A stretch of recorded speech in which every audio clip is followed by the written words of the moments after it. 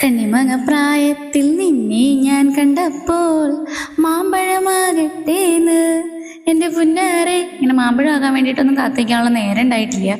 അതുകൊണ്ട് ഈ മാങ്ങേനെ ഇന്ന് പറിച്ചെടുത്തിട്ട് കറി വയ്ക്കാൻ പോവാണ്. നല്ല അടിപൊളി പച്ച അയല കിട്ടിയിട്ടോ. എന്നാൽ പിന്നെ ചട്ടിക്കകത്തിട്ട് അതിനെ കറിയാക്കാമെന്ന് വിചാരിച്ചു. അങ്ങനെ മാങ്ങയൊക്കെ പൊളിച്ചെത്തി സെറ്റ് ചെയ്തൊക്കെ വെച്ചിട്ട് കടുകൊക്കെ ഇട്ട് എണ്ണയൊക്കെ ഒഴിച്ച് കടുകൊക്കെ ഇട്ട് പൊട്ടിച്ച് ആ കടുകൊക്കെ ഇങ്ങോട്ട് കിടന്ന് പൊട്ടണതിൻ്റെ ഒരു സൗണ്ട് ഉണ്ട്. ഒരു പ്രത്യേക സുഖമാണ് കേൾക്കാൻ. എന്നിട്ട് നല്ല അയലായിരുന്നു.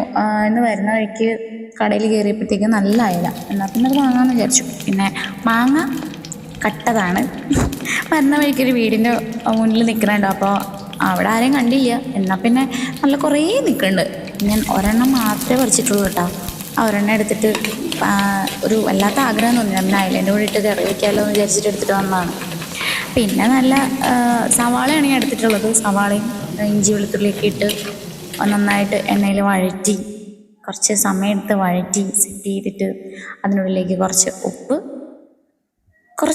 കുറച്ച് മഞ്ഞൾപ്പൊടി, ലേശം മുളക് പൊടി, ലേശമല്ല കുറച്ച് മുളക് പൊടി, പിന്നെ കാശ്മീരി ചില്ലിയാണ് എടുക്കാറ്. മറ്റേ അത്രയും എരിവ് എടുക്കുന്നില്ല, കാരണം മോനും കൂടി ഉള്ളതുകൊണ്ട് കഴിക്കാൻ ബുദ്ധിമുട്ടായതുകൊണ്ട്. പിന്നെ അതിന് കൂടെ ഒരു നുള്ള് ഉലുവാപ്പൊടിയും കൂടി ചേർക്കാനുണ്ട്. ഞാൻ മല്ലിപ്പൊടി ചേർക്കാത്തതിൻ്റെ കാരണം മല്ലിപ്പൊടീൻ്റെ ടേസ്റ്റ് എനിക്ക് അത്ര ഇഷ്ടമില്ല. മാത്രമല്ല വേഗം കറി വല്ലാണ്ടാവും. എനിക്ക് തോന്നുന്നു നമുക്കിപ്പോൾ 2 ദിവസമൊക്കെ വെക്കണം എന്നുണ്ടെങ്കിൽ, 2 ദിവസം അല്ലാതെ കൂടുതലാണെങ്കിലും 2-3 ദിവസത്തേക്കൊക്കെ കറി വേണമെന്നുണ്ടെങ്കിൽ പോലും മല്ലിപ്പൊടി ഇട്ടിട്ടുണ്ടെങ്കിൽ വേഗം ചീത്തയായി പോകും കറി.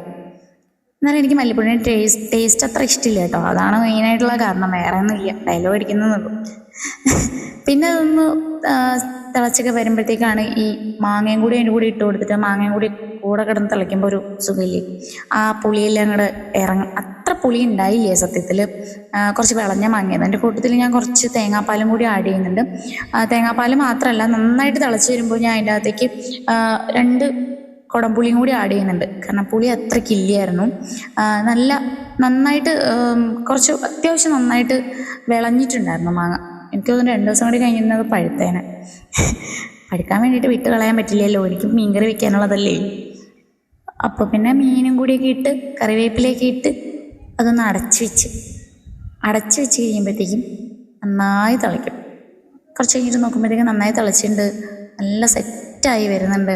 കുറുകി കിട്ടണം, ആ ചാറ് നല്ല കുറുകി കിട്ടിയിട്ടുണ്ട്. ഈ പരുവത്തിലല്ല ഞാൻ എടുത്തത്, കുറച്ചും കൂടി വറ്റിച്ചിട്ടാണ് എടുത്തത്. ഇതോടുകൂടി ഞാൻ ഈ വീഡിയോ അവസാനിപ്പിച്ചാണ് കേട്ടോ. അപ്പോൾ ഇന്ന് ഇത്ര